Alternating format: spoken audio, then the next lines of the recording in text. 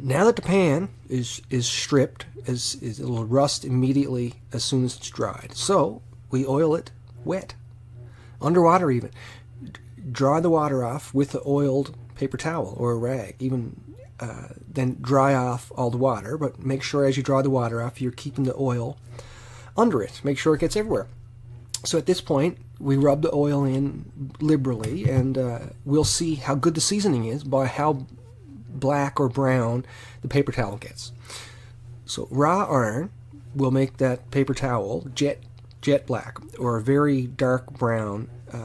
A season that had to be scrubbed off with steel wool soap pad, for instance, because it was really dirty and you couldn't get it with the nylon, that may only have a little bit of gray coming through on the cloth. And if the pan is perfectly sealed, you can rub the oil in as hard as you want and the rag will come back perfectly clean every time. And now you know you can handle it with your dish rags and not have any problems with it, store it away, and no troubles.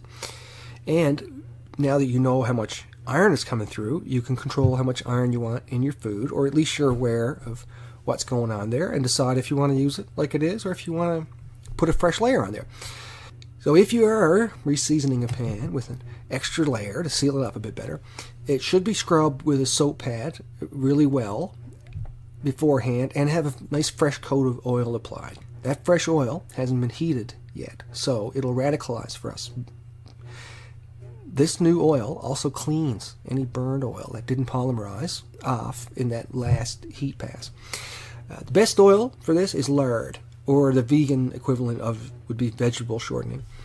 We need lots of saturated fat is the key, because it really gives us a good ratio of polymerization, oil that polymerizes, into oils that just burn. So that means we're going to have less left behind burned oil, and more of it is going to polymerize, which is going to translate to better seals on all of our cookware.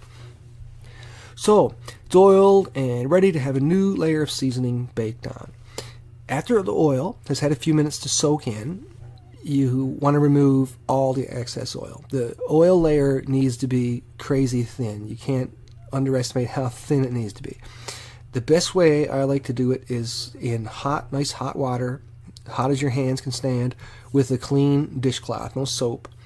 Just wipe it off and get what you can and just leave only that last thin layer and then dry it off.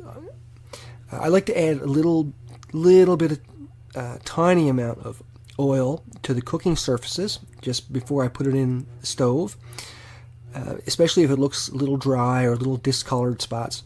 And then once I get it so it doesn't look dry, I wipe off as much oil as I can with clean paper towels. So 3 or 4 fresh paper towels, one at a time. You'll see less and less dirt coming back, or iron, I should say, coming back on your cloth, and you'll get down to a crazy thin layer of oil left over. So if you do this right, the seasoning will be almost invisible, and one layer is usually enough on some pans. Especially newer ones, you may need a couple of coats for it to really seal up good. So now we want to put it in the oven, upside down, and bake it. Turn the oven up as high as it goes, let the pan and the oven get the temperature at the same time, and leave it at least 15 minutes till the smoke stops coming off at least. 30 minutes is better. Longer than an hour is really overkill, because we know it's either burned or polymerized.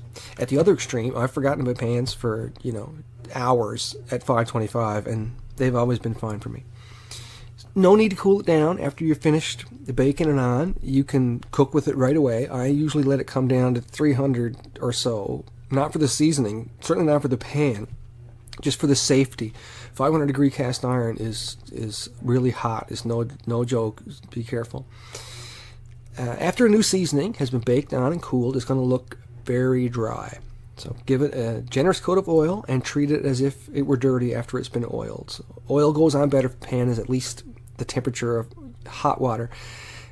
So you get a nice thin coat in there faster if it's hot. Now we're going to look at the flow chart and go through the flow chart.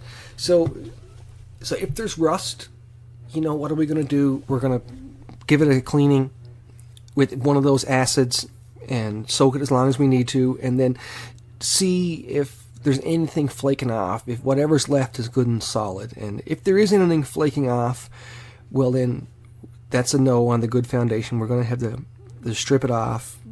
Either you can use lye. I never mentioned lye. I don't like heavy chemicals, so I like the heat method. So find your heat method and strip your seasoning and down to a fresh seasoning, of course. And like we said, after it's been seasoned, give it an oil, give it a simple cleaning and drying, and as we clean it and we oil it again, we'll see how good that seal is. And if we're happy enough with it, well, we can use it or store it. I like to store it with a very thin layer of oil, just in case I throw it in the oven to preheat it and forget about it for an hour, and I get a seasoning going on there that I didn't intend. Well, at least it's thin enough that it's not going to need to be dealt with. So if you're happy enough with the foundation, and even an old pan you rescued, if it seems pretty solid and it's not flaking off, you can just clean it with a sealable soap pad and do that seal check. So cover it with oil and you rub it in there and see what it looks like, and then decide if you're going to put it away or if you're going to season it. And that's pretty well it for cast iron.